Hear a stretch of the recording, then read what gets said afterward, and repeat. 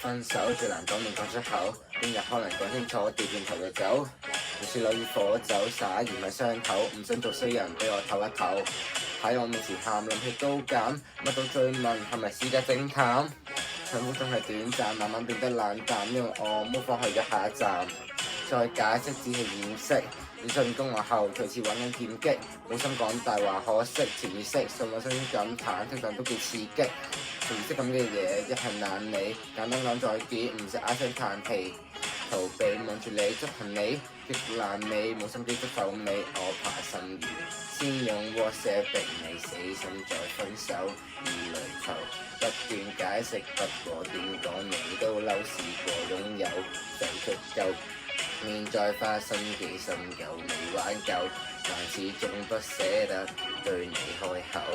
被窩裏不斷孤單睇你 flash 你 IG 又近似，打字傾咗幾次，悲傷冇終止。我跟你極相似，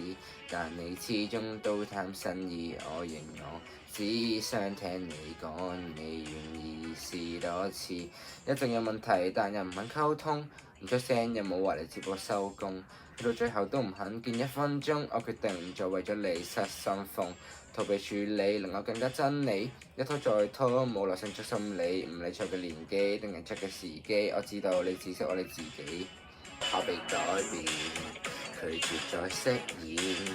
放下你感覺視線更新鮮，最怕再沒資格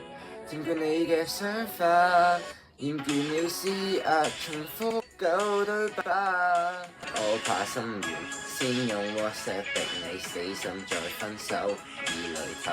不斷解釋，不過點講你都嬲，試過擁有就足夠，避免再花心機深究未挽救，但始終不捨得對你開口。